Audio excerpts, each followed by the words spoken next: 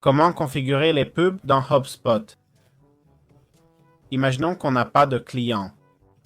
Comment automatiser et centraliser ce processus? Dans la section marketing, on a la partie Ads pour créer des campagnes pub. Il nous parle là, vous voyez? Comment suivre et optimiser nos pubs pour convertir les prospects. Les prospects sont des clients potentiels. On peut cliquer sur Démarrer avec Ads et connecter l'outil voulu. On synchronise les leads, ajoute les pixels et c'est tout. Moi, je ne vais pas le faire. Si vous prévoyez des pubs, sachez que HubSpot les inclut aussi.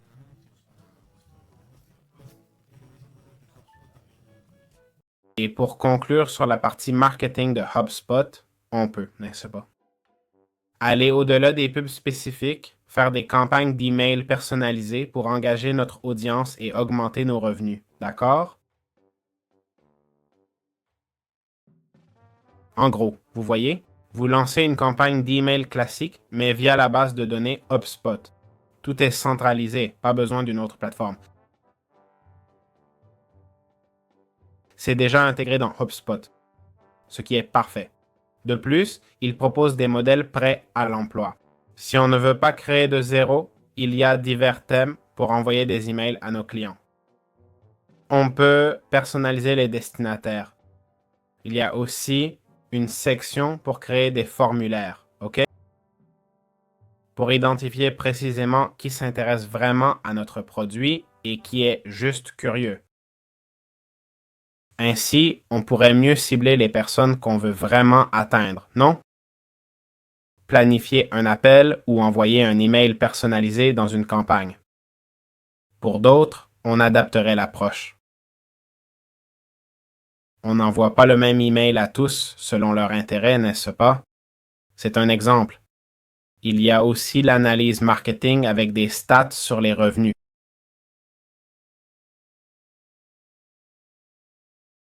HubSpot offre une base solide d'analyse, comme la plupart des CRM. Très bien.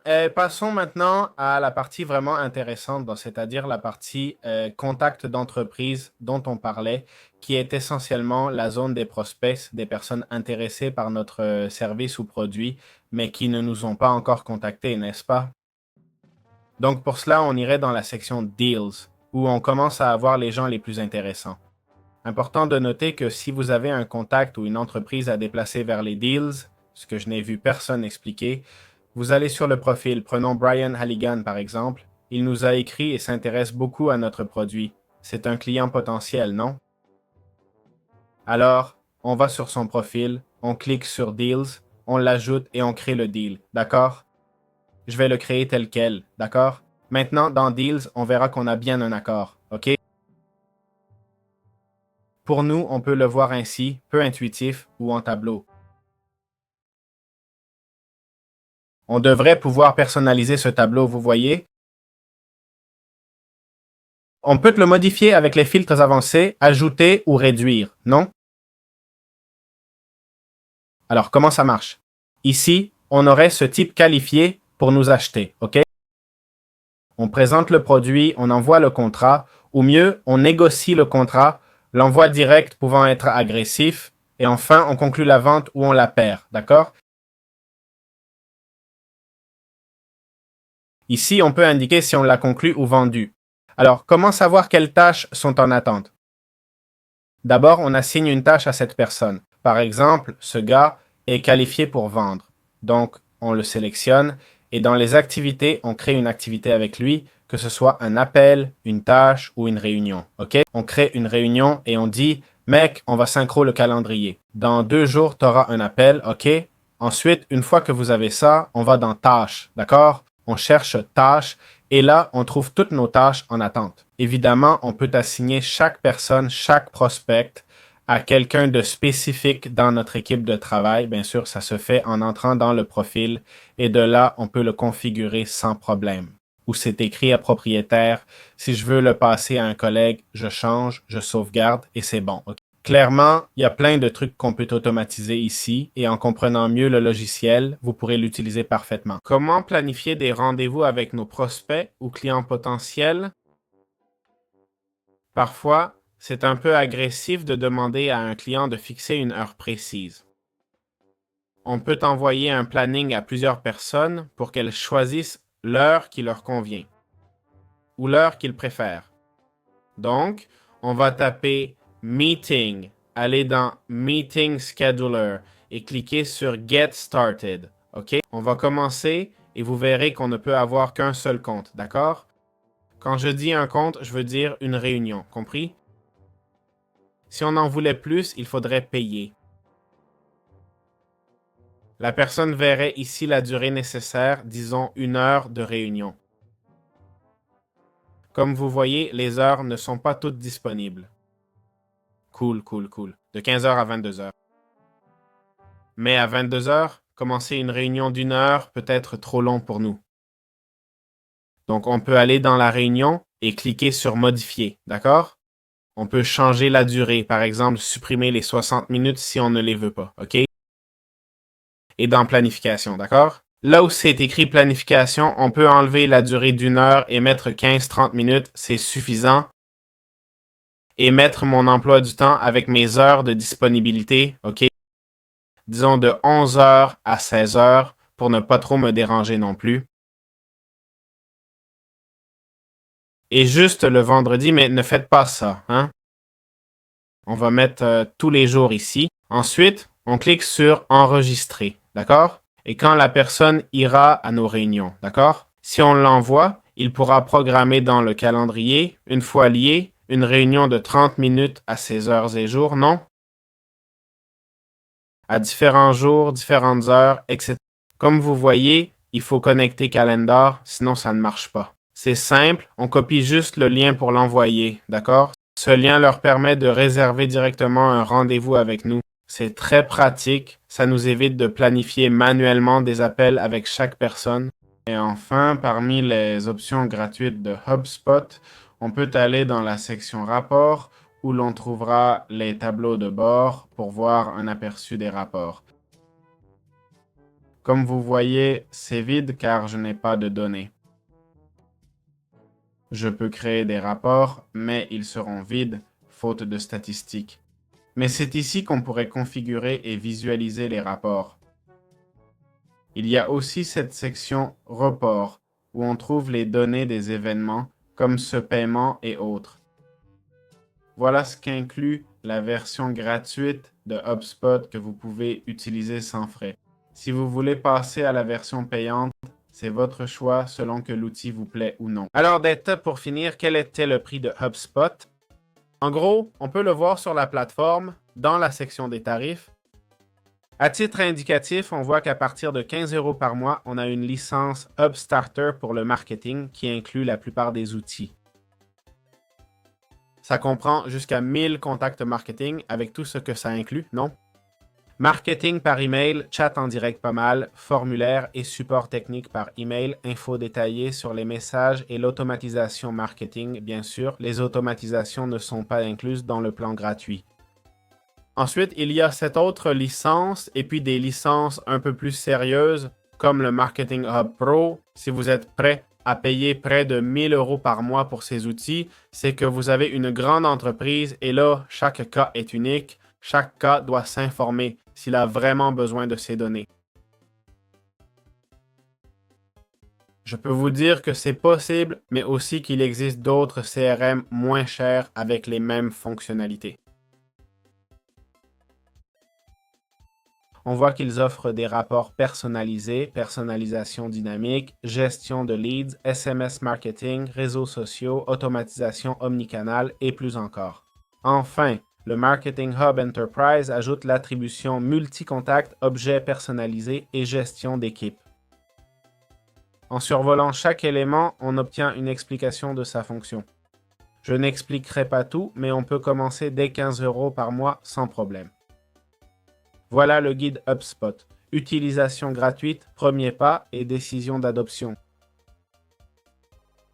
Cette vidéo n'est pas sponsorisée, mais j'espère qu'elle vous a plu. À bientôt. C'est HubSpot. et à quoi ça sert. HubSpot est en fait un CRM. Pour ceux qui ne savent pas, un CRM est un outil pour centraliser toutes vos données clients. OK? Il est conçu pour les entreprises ou freelances qui gèrent une activité et traitent avec des clients. Son rôle est de stocker toutes ces infos en un seul endroit. Au lieu d'avoir des conversations sur WhatsApp, des mails, des commandes sur Fiverr et autres, tout est centralisé dans HubSpot. Ça permet d'être beaucoup mieux organisé, ce qui est crucial si on veut progresser. Ça aide aussi avec d'autres tâches comme l'envoi d'emails, les campagnes marketing, les formulaires, etc. On peut commencer gratuitement, alors passons au tuto. Pour créer un compte HubSpot, allez simplement sur hubspot.com, le site officiel. Cliquez sur Commencer gratuitement, puis choisissez Google ou l'option que vous préférez. Vous pouvez aussi entrer votre email si vous le souhaitez. Une fois le compte créé, on vous posera quelques questions. C'est un petit formulaire qui n'affecte pas vraiment les performances. Il sert juste à savoir quel type de personne utilise ce programme. Enfin, on vous demandera le lien de votre entreprise et voilà. Encore quelques petites questions. Ici, on me demande si j'utilise ces outils. Je vais sélectionner ceux que je juge utiles. L'email, le calendrier et Zoom pour les visio clients me semblent intéressants. On clique sur Passer pour tester et le CRM se configure avec nos données. Ne vous inquiétez pas, on aura tous à peu près la même chose. Et voilà comment on peut commencer à utiliser HubSpot. Comment configurer votre compte HubSpot? Avant de commencer notre projet et de tirer parti de ce CRM, allons dans les paramètres. Ici, une fois là, dans Préférences, allez à Général. Ici, on peut modifier certaines infos si elles sont incorrectes. Important, langue, téléphone et page d'accueil. Ensuite, comment connecter notre email, nos appels, notre agenda, c'est par ici. Sélectionnez Email et connectez-le ici. On va lier ma boîte, il faut entrer l'adresse. Ensuite, les appels où on peut utiliser les appels inclus dès Starter Custom Platform à partir de 15 € par mois. L'agenda, on va connecter Calendar à HubSpot. À quoi ça sert? Ça permet de voir dans notre agenda perso les tâches HubSpot. On peut le lier ici et le reste des options comme l'authentification à 2 facteurs se trouve dans la section sécurité. Le reste, c'est à explorer un peu pour voir si on veut changer des choses. Nous allons inviter nos collègues à notre CRM HubSpot et nous venons de créer un HubSpot ici. Nous ne serons pas ceux qui le personnaliseront, on voulait juste être propriétaire et maintenant on va déléguer le travail à quelqu'un d'autre ou simplement collaborer avec d'autres personnes, non? On va dans la partie configuration, on la sélectionne et dans la section gestion des comptes, on entre dans utilisateur et équipe. Dans cette section, vous voyez, il y a utilisateur récent 1, c'est moi, je suis super admin, ok? Et ensuite, on va pouvoir créer des utilisateurs. On clique sur créer un utilisateur et on peut faire une invitation personnalisée ou rapide. L'invitation rapide leur enverra simplement un lien par email.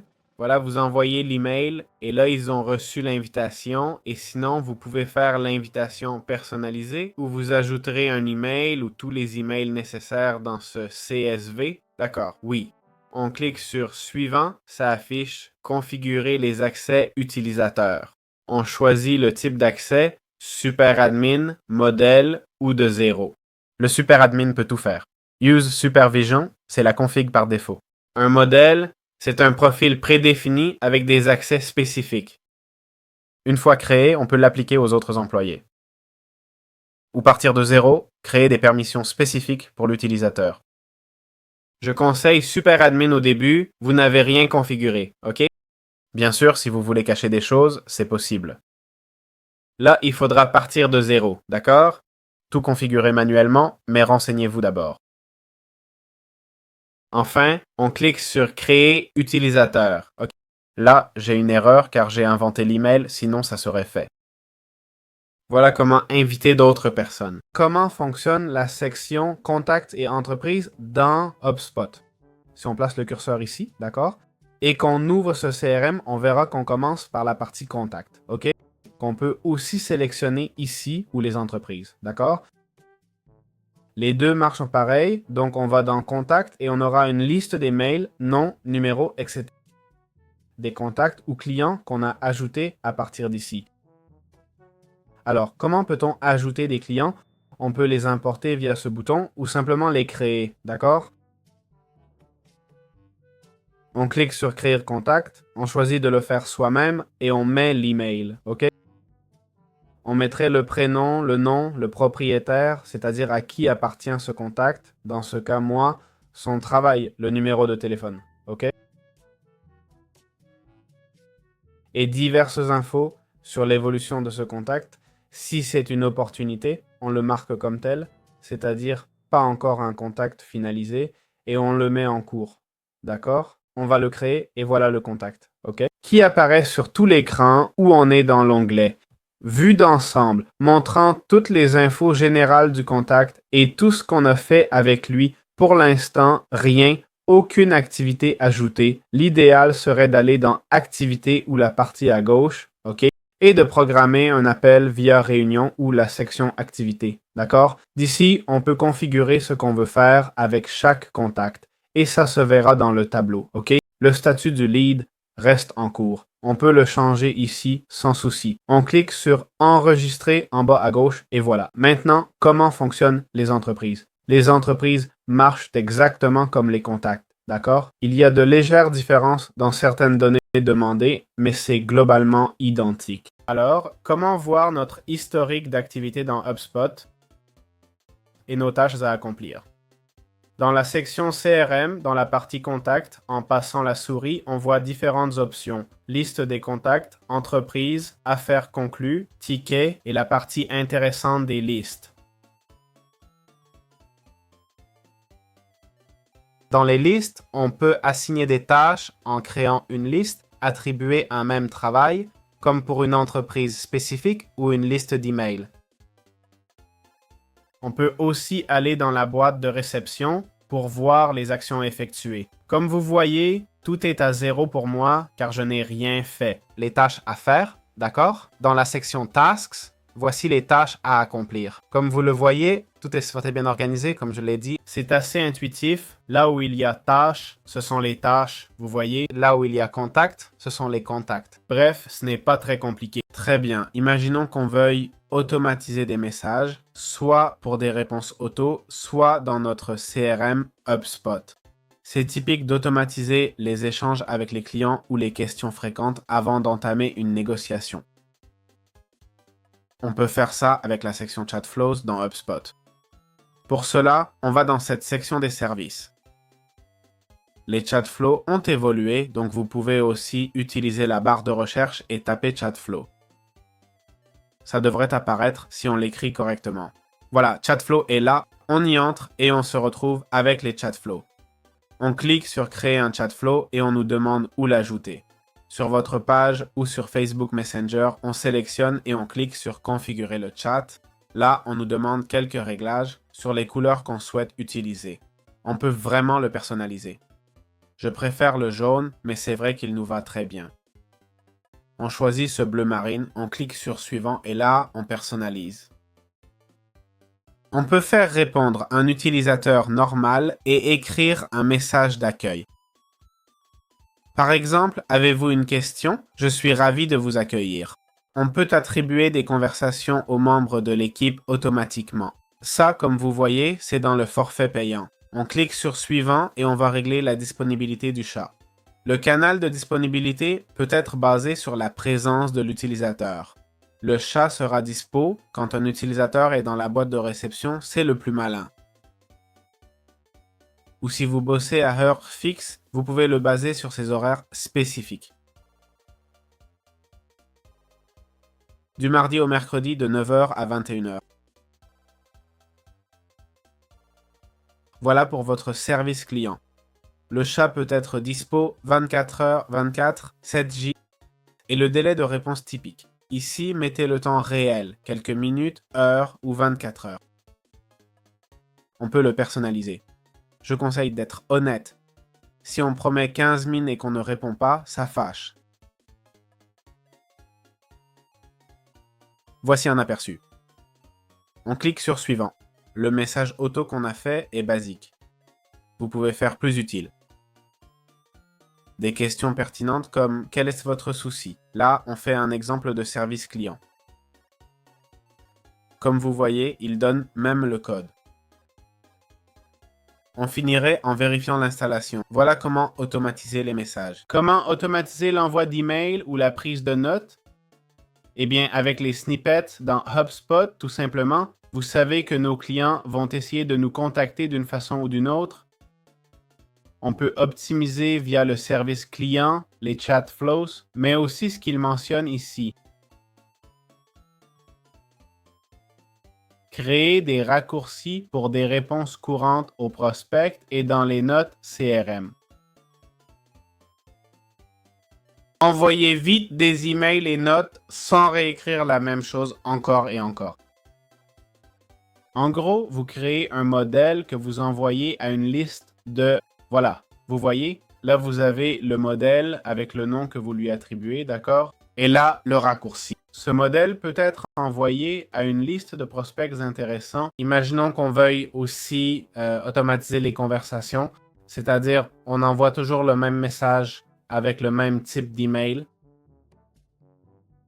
Ici, on aurait par exemple l'email type où on dit « Bonjour, numéro de contact » qu'on peut définir comme variable pour qu'il s'adapte automatiquement à la personne à qui on adresse ce message. On a essayé de vous parler pour vous suggérer quelque chose et voilà le message automatisé. On peut faire ça depuis la section des modèles. On cherche Template. La première option avec ce graphique permet de créer des modèles d'email pour l'équipe, évitant l'envoi manuel. Il y a aussi les snippets, une façon de répondre. On aurait les snippets là aussi, donc voilà.